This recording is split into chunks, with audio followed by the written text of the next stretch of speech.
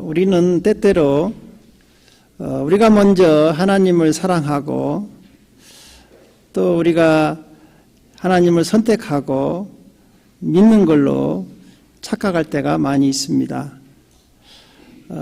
성경은 그렇지 않다고 우리에게 말씀하십니다. 우리가 먼저 하나님을 사랑한 게 아니고 하나님이 먼저 우리를 선택하시고 사랑하시고 우리를 인도하신다고 말씀하셨습니다. 우리 요한일서 4장 10절을 같이 읽어보겠습니다. 사랑은 여기 있으니 우리가 하나님을 사랑한 것이 아니요 하나님이 우리를 사랑하사 우리 죄를 속하기 위하여 화목제물로 그 아들을 보내셨습니다. 그렇죠. 우리가 먼저 하나님을 사랑한 게 아니고 하나님이 먼저 우리를 사랑하셨다는 거예요. 그 화목의 그 사랑의 증표로 우리를 죄와 사단과 죽음에서 구원하기 위해서 독생자 예수 그리스도를 이 땅에 화목제물로 보내주셨습니다. 그리고 우리 예수님께서는 십자가에서 몸을 찢고 피를 흘려주심으로 우리의 모든 죄를 속량하시고 우리를 구원하신 걸 믿으시기 바랍니다. 그래서 우리는 예수 믿고 하나님의 자녀가 되었어요. 하나님께서는요, 이처럼 우리를 축복하시고 우리를 선택하시고 하나님 자녀 삼아주시고 또한 이 땅에 살아가는 동안은 또 우리를 늘 보호하시고 지켜주시고 또 세상 끝날까지 우리가 천국문에 들어갈 때까지 자신의 모든 것을 걸고 우리를 지키시고 인도하시는 것을 믿으시기 바랍니다. 이러한 하나님의 열심을 이사야 선지자는 이렇게 표현하고 있습니다. 우리 이사야에서 37장 32절을 같이 읽어보겠습니다. 이는 남은 자가 예루살렘에서 나오며 피하는 자가 시온산에서 나올 것임이라. 만군의 여호와의 열심히 이를 이루시리라. 예. 우리 하나님은 지금도 우리를 위해서 열심히 깨어서 일하시고 계신 걸 믿으시기 바랍니다. 오늘은 그래서 이 열심히 하나님이 우리의 목자가 되셔서 우리 인생을 어떻게 보호하시고 인도하시는가에 대해서 살펴보면서 은혜를 나누려고 합니다. 지난주에 이어서 이제 시편 23편 오늘은 3절하고 4절을 우리가 생각하면서 은혜를 나누려고 합니다. 시편 23편 3절을 같이 우리가 읽어보겠습니다. 내 영혼을 소생시키고 자기 이름을 위하여 의의 길로 인도하시는도다 그랬습니다. 여기서 내 영혼을 소생시키신다. 오늘 이 본문을 토대로 우리가 한번 살펴보면 그 당시에 목자들이 양을 이제 방목해서 이제 푸른 풀밭에서 풀을 뜯기고 있을 때 목자들이 관심을 가지고 살펴봐야 할 양이 있어요. 그 양은 어떤 양이냐? 뒤집힌 양입니다. 뒤집힌 양. 우리 사진 저렇게 뒤집혀 있어요. 왜 저렇게 양들이 가끔 뒤집히느냐? 양들은 털이 많고 또 몸이 무거운 상태에서 서로 자기들끼리 장난을 친다든가 아니면 살짝 파인 구덩이에 발을 헛디뎌 버리면 그대로 뒤집혀 버려요. 저런 또 사진을 한번 다시 저렇게 뒤집혀 있으면요, 저 양은 절대로 자기 스스로는 일어날 수가 없어요. 다리가 이렇게 짧잖아요. 그러니까 못 일어나요.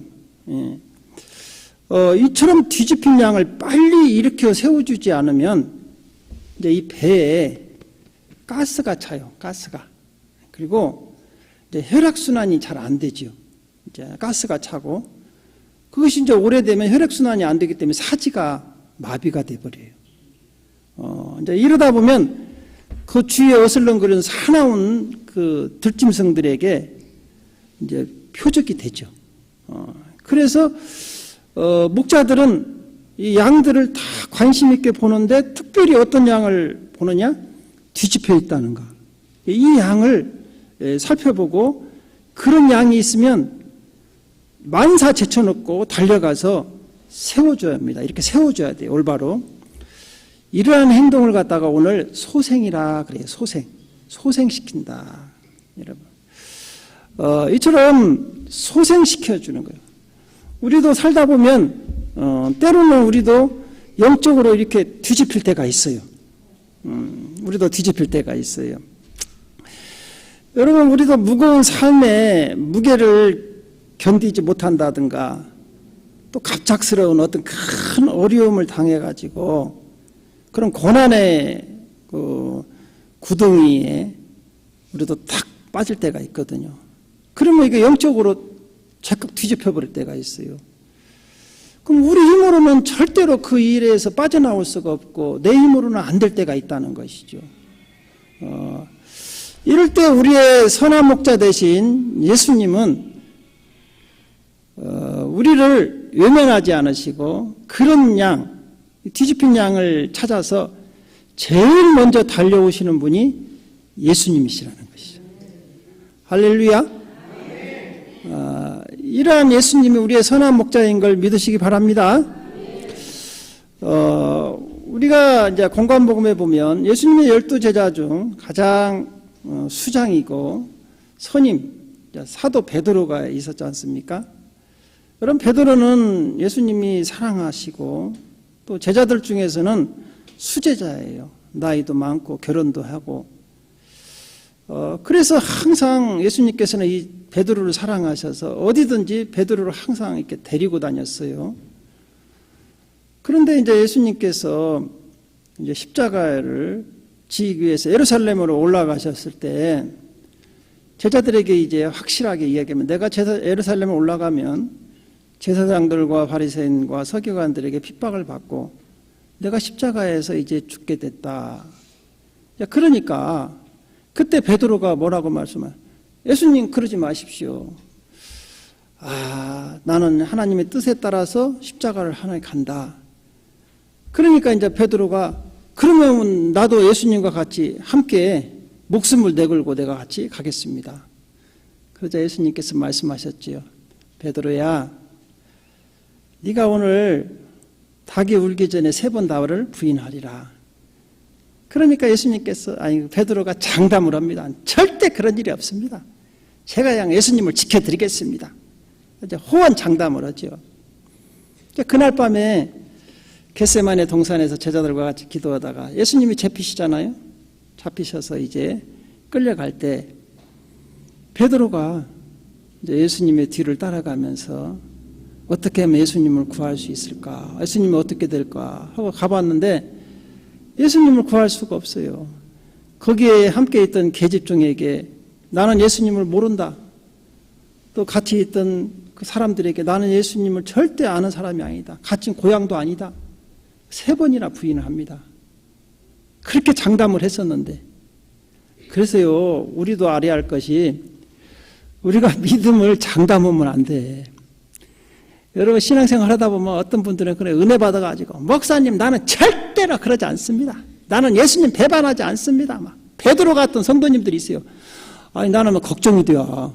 저렇게 장담하고 그게 안 됐을 때는 여러분 어떻게 얼굴을 들 거냐 이거지. 베드로가 그랬어요. 제자들 앞에서 예수님 앞에서 큰 소리를 쳤는데 예수님의 말씀하신 대로 3번이나 부인하고 나니까 자기 자신이 너무 초라한 거야. 얼마나 여러분 비참하겠어요. 그래가지고 얼굴을 못 드는 거예요. 나중에 부활하신 예수님을 만났는데도 제자들 앞에서 그렇게 큰 소리치고 자기는 제자들 앞에서 예수님 부인해버렸으니 어떻게 그 사역을 하겠어요. 그러니까 이제 베드로가 낙심해가지고요, 제자들에게 이렇게 얘기해요. 나는 다시 고향으로 내려갈란다. 가서 내가 살고 있는 그 갈릴리 호수에 가서 고기나 잡고 나는 여생을 보내야겠다. 그러니까 그 옆에 있던 제자들도 예수님이 잡히실 때 다 도망가 버렸거든요. 그래? 그러면 나도 같이 갈랍니다. 따라갑니다. 7 제자가요 같이 따라 내려가 버렸어요. 갈릴리로 가버렸어요. 그래가지고 물고기를 잡는 거예요. 다 영적으로 뒤집혀 버렸죠, 이제. 자기 힘으로는 이제 안 되는. 그때 우리 예수님께서 그 갈릴리까지 또 찾아가요. 우리 같으면 싹 버려버릴 텐데. 다시 찾아가. 그 새벽에 찾아가가지고 그 디베랴 바닷가에 앉아서 제자들은 다 고기 잡으러 갔는데 새벽녘까지 잡으는데 한 마리도 못 잡죠. 예수님 없이 자기 힘으로 열심히 해봤자 빈그물이잖아. 예수님께서는 다 그 바닷가에 앉아서 모닥불을 피워놓고 추위에 허기진 제자들을 위해서 떡을 굽고 생선을 굽고 제자들을 준비하고 있는 거예요. 맞이할 준비를.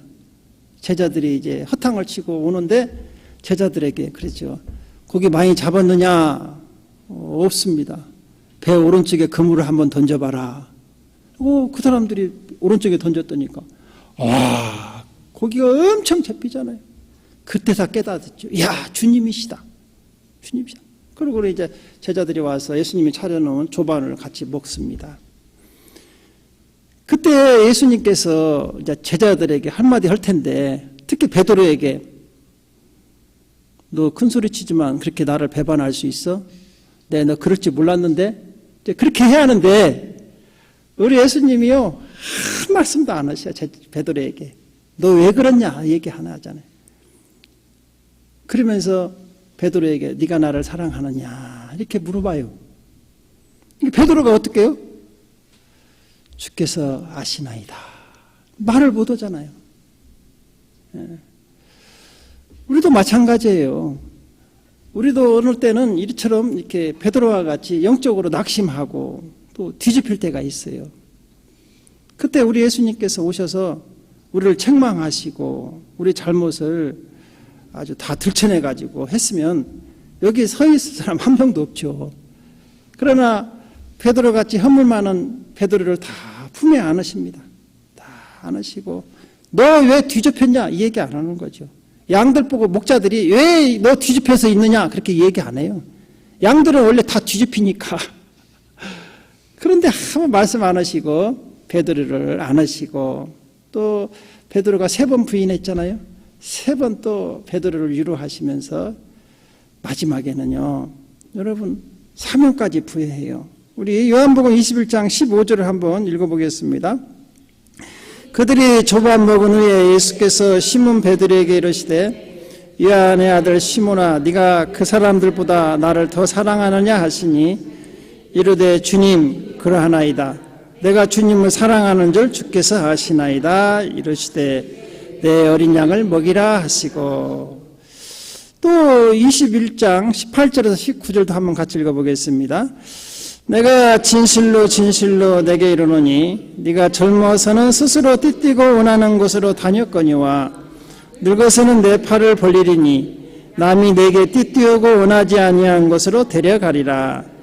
이 말씀을 하시면 베드로가 어떠한 죽음으로 하나님께 영광을 돌릴 것을 가리키심이니라. 이 말씀을 하시고 베드로에게 이르시되 나를 따르라 하시니. 베드로를 다 마음의 상처를 위로하시고 치료하시고 또 사명까지 새로 부여하세요.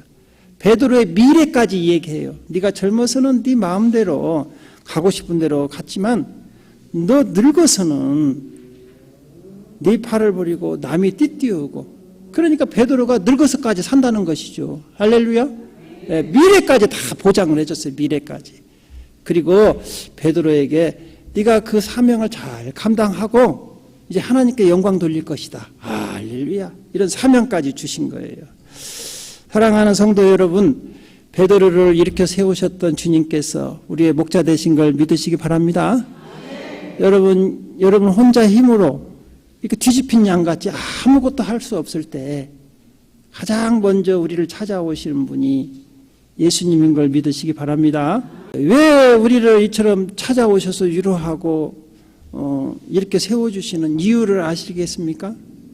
왜냐하면 우리가 주님의 귀한 양들이기 때문에 그래요. 예수님이 우리를 자신의 핏값으로 사셨기 때문에 그래요. 그래서 오늘 다윗은 왜 그러느냐? 그 이유가 자기 이름을 위해서 그런다요. 예수님의 양이라는 것이죠. 그러니까 끝까지 우리를 보호한다는 거예요. 여러분, 그래서 예수님은 자기 이름을 걸고 우리를 지키시고 사랑하신 걸 믿으시기 바랍니다. 여러분, 고대 근동 사회에서는 이런 게 있었어요. 목자들이 가장 중요하게 여기는 것이 뭐냐면 자기의 이름, 평판을 갖다가 목숨만큼 중요하게 여겼답니다. 예를 들어서 목자가 양떼를 몰고 나갔는데 양들이 굶주려 뼈만 남았다든가 또 맹수에게 잡혀서 먹어가지고 양이 숫자가 줄었다든가 그러면 마을 사람들은 그 양을 탓하는 게 아니에요. 양은 그럴 수밖에 없으니까 목자가 인도하는 대로. 그래서 양이 그렇게 배고 곱고 살이 찌지 않고 짐승에게 물려 죽으면 누구를 탓하느냐? 그 이끌어 갔던 목자를 갖다가 탓한다는 거예요. 이러면서 사람들이 그 목자를 비웃었다. 지 양 하나도 못 지킨다. 이러면서 사람들이 그 목자를 비웃었다는 거예요. 그래서 우리 예수님께서도 사람들이 하나님의 자녀 하나 못 지키는가? 우리 예수님에 대해서 비웃을감면서 우리 예수님이 지키는 거예요. 할렐루야. 이게 중요해요. 자기 이름을 위해서. 구약에 보면 이스라엘 백성들이 이제 하나님의 말씀대로 살지 않고 우상숭배에다가 망해가지고 바벨론으로 포로로 잡혀가 버렸잖아요. 이제 거기서 이스라엘 백성들이 70년 동안 이제 포로 생활을 하는데 이스라엘 백성들은 이제 그때 거기서 이제 후회하고 회개하고 그렇지만 거기에서 이제 이스라엘 백성들을 회복시켜가지고 다시 자기 이스라엘 나라로 이제 귀환시킵니다. 하나님의 이제 그 뜻인데 하나님께서 왜 이스라엘 백성들을 회복시켰느냐? 왜 다시 자기 나라를 회복시켜 주시느냐? 그 이유가 나와요. 그 이유는요. 이스라엘 백성들이 바벨론 포로 생활 중에서 착해졌기 때문에 마음을 회개하고 착해졌기 때문이 아니고 여전히 부족하지만 이스라엘 백성이 하나님의 백성이래야 그것 때문에 세상에 이스라엘 백성들이 비웃음을 당하면 누가 비웃음을 당하느냐? 하나님 자신이 비웃음을 당하기 때문에 그것 때문에 회복시켜줬다. 이렇게 성경은 기록하고 있어요. 이게 에스겔서 36장 22절을 우리 같이 한번 읽어볼까요? 시작. 그러므로 너는 이스라엘 족속에게 이르기를 주 여호와께서 이같이 말씀하시기를 이스라엘 족속아 내가 이렇게 행함은 너희를 위함이 아니요 너희가 들어간 그 여러 나라에서 더럽힌 나의 거룩한 이름을 위함이라. 그러니까 하나님 이름 때문에 이스라엘 백성들이 자꾸 비참하게 그 포로 생활을 하면서 고통당하고 그 사람들에게 눌리고 이런 것을 볼 때 그 이스라엘 백성들이 당하는 고통 때문에 구해준 게 아니고 하나님이 약속한 책임지기로 한 약속 때문에 이스라엘 백성들을 구원해 줬다는 거예요. 마찬가지입니다. 하나님께서 우리를 돌보시는 이유는 여러분이 착하기 때문에 돌보는 게 아니라는 거예요.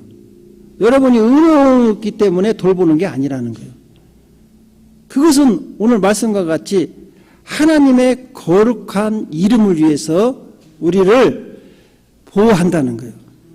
예를 들면 여러분 이런 게 있잖아요. 여러분의 사랑하는 자녀들이 사회에서 지탄받고 명예가 실추되고 무너져버리면 그 부모의 이름과 명예도 같이 실추가 돼버려요. 그렇잖아요. 그러나 여러분 그 자녀들이 잘 되면 덩달아서 부모의 그 이름도 귀하게 되잖아요. 그래서 우리는 누구입니까? 하나님의 자녀.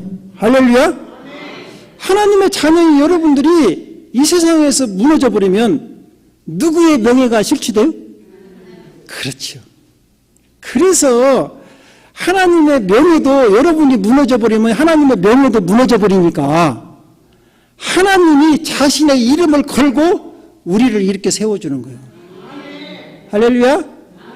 그러니까 우리는 세상에서 망할 수 있을까요, 없을까요? 없죠. 우리가 망하면 하나님이 세상 사람들에게 지탄받는 거야. 야, 저분 교회를 그렇게 열심히 다니고 하나님이 자녀였는데 하나님이 저분 하나 못 지키고 보호하지도 못하는데, 야, 그게 무슨 하나님이냐. 그러나 하나님께서는 그것 때문에 우리를 하나님의 자녀라는 그것 때문에 우리를 자기 이름을 걸고 우리를 보호하시고 인도하시는 걸 믿으시기 바랍니다. 그래서 여러분이 망하면 안 돼요. 하나님이 어떻게 해요? 이름이 실추되니까. 그래서 우리들에게 하나님께서 축복해 주시고 축복의 길을 열어주시고 생명의 길로 인도하시는 걸 믿으시기 바랍니다. 그래서 우리는 축복이 보장되어 있어요. 축복이 보장되어 있어. 근데 이제 양들이 목자를 따라가야 하는데 자꾸 지 맘대로 가니까 문제지. 그렇죠? 이제 그래서 하나님께서는 또 그래도 보호합니다. 오늘 우리 시편 23편 4절을 같이 읽어볼까요? 내가 사망의 음침한 골짜기로 다닐지라도 해를 두려워하지 않을 것은 주께서 나와 함께 하심이라. 주의 지팡이가 막대기가 나를 안위하시나이다. 여러분 보십시오. 이 사망의 음침한 골짜기를 지날 때에도 이 사망의 음침한 골짜기는 지금 우리가 살고 있는 이 세상이에요. 왜냐하면 이 세상은요 악한 자가 지배하고 있기 때문에 그렇다. 우리 요한일서 5장 19절을 같이 읽어보겠습니다. 또 아는 것은 우리는 하나님께 속하고 온 세상은 악한 자 안에 처한 것이다. 그래서 악한 영이 이 땅에 지금 지배하고 있기 때문에 이 세상에는 가난과 질병과 저주와 죽음으로 가득 차 있어요. 사망의 음침한 골짜기와 같은 것이죠. 이 세상에 지금 이러한 세상에서 우리가 살고 있어요. 그러나 오늘 다윗이 고백한 대로 사망의 음침한 골짜기로 지날 때에도 여기에 머물러 사는 건 아니잖아요. 우리는 나그네 길이잖아요. 지날 때에도 지나가는 것이죠. 그렇지만 거기에서도 우리는 두려워하지 않는다. 왜? 세상을 이기신 주님이 나와 함께 하시기 때문에. 그래서 요한복음 16장 33절은 주님이 우리에게 이렇게 말씀하십니다. 이것을 너에게 이르는 것으로는 너희로 내 안에서 평안을 누리게 하려 함이라. 세상에서는 너희가 환난을 당하나 담대하라. 내가 세상을 이겼노라. 할렐루야. 너희들 세상을 이 사망의 음침한 골짜기로 지금 지나가도 두려워하지 말아라. 내가 너와 함께 하겠다. 주님은 이렇게 또 말씀하셨어요. 신명기 32장 10절은 이렇게 말씀하십니다. 여호와께서 그를 황무지에서 짐승이 부르짖는 광야에서 만나시고 호위하시며 보호하시며 자기의 눈동자같이 지키셨도다. 할렐루야. 자기의 눈동자같이 지키셨다. 여러분 우리 몸에서 가장 예민하고 중요한 기관이 눈이에요. 눈동자. 그래서 이 눈동자는요 3단계로 보호가 됩니다. 3단계로. 먼저 눈썹인데 눈썹이 겉눈썹이 있고 속눈썹이 있어요. 여기 눈썹 있죠? 왜 여기 있는 눈썹은 왜 눈썹이 있는 거니? 그렇지. 땀이나 비 맞으면 물이 눈으로 들어가니까 미리 다 여기서 커버가 되고 있어요. 할렐루야. 그래갖고 딱 여기 되면 이렇게 싹 따는 대로 눈으로 안 들어가고 옆으로 다 흘러내려갈 수 있도록. 그리고 또 속눈썹이 있어요. 속눈썹. 속눈썹은 또 이제 먼지 같은 게 들어올 때 어때요? 다 막을 걸러내잖아요. 그래서 어떤 분들은 막 속눈썹을 크게 이렇게 붙인 사람이 있어요.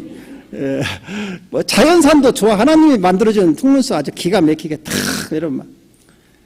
두 번째로는요, 속눈썹을 못 막으면 눈꺼풀이 있어요. 그렇죠? 속눈썹도 못 막으면 눈꺼풀이 착 내려갑니다. 여러분 0초 몇 초도 안 됩니다. 0.000초에 여러분 위험이 내리면 속눈썹이 자동으로 샷다가 내려가 버리는 거예요. 기가 막히죠. 그 다음에 또 세 번째 단계는 뭐냐? 속눈썹도 이제 못 막아가지고 눈으로 들어오면 눈물이 있어요. 눈물이 계속해서 눈동자를 씻어내요. 그래가지고 여러분 이 눈동자를 아주 밝게 하는 것이죠. 눈물이 자꾸 나와가지고 씻어내는 것이죠. 이처럼 이것을 눈동자와 같이 보호했다. 그 뜻은 하나님의 우리를 완벽하게 보호하고 있다는 뜻이에요. 할렐루야. 네, 여러분 그냥 아주 완벽하게 하나님께서 지키시고 있다는 거예요. 그래서 시편 기자는 이렇게 말씀하십니다. 시편 우리 121편 3절에서 8절을 한번 읽어보겠습니다. 여호와께서 너를 실족하지 아니하게 하시며 너를 지키시는 이가 졸지 아니하시리로다. 이스라엘을 지키시는 이는 졸지도 아니하시고 주무시지도 아니하시리로다. 여호와는 너를 지키시는 이라. 여호와께서 내 오른쪽에서 내 그늘이 되시나니 낮의 해가 너를 상하게 하지 아니하며 밤의 달도 너를 해치지 아니하리로다. 여호와께서 너를 지켜 모든 환난을 면하게 하시며 또 내 영혼을 지키시리로다. 여호와께서 너의 출입을 지금부터 영원까지 지키시리로다. 할렐루야. 언제까지요? 영원까지. 그래서 우리 하나님은 지금도 졸지도 않으시고 주무시지도 않으시고 이스라엘 백성들을 광야에서 구름 기둥과 불 기둥으로 다 지키시고 인도하신 같이 여러분 지키시고 계신 걸 믿으시기 바랍니다. 또한 이제 사나운 들짐승들이 이렇게 온다든가 양이 잘못 갔을 때는 또 어떻게 인도하느냐. 양들을 돌보는 목자에게는 여러 가지 장비가 있는데요. 뭐 예를 들어서 물병도 있고 약병도 있는데 특히 꼭 있어야 할 게 뭐냐. 지팡이하고 막대기입니다. 저렇게 생겼어요. 지팡이는 여러분 이렇게 끝이 이렇게 좀 크고 구부러져 있습니다. 구부러져. 그 지팡이라고 하죠. 옛날에 할아버지들 이렇게 다 지팡이 저거 쥐고 있잖아요. 근데 양의 목자는 길어요. 지팡이가 커. 굉장히 길어요. 이렇게 짚고 다니는 게 아니에요. 저 지팡이는 이렇게 짚고 다니려고 갖고 다니는 게 아니고 양들을 이렇게 구해내기 위해서 끝에가 이렇게 구부러져 있고 또 막대기는 한 이만큼 길이가 한 45cm 밖에 안 되는데 끝에가 이렇게 뭉툭하죠. 그게 쓰는 용도가 달라요. 먼저 지팡이는 어떤 때 쓰느냐.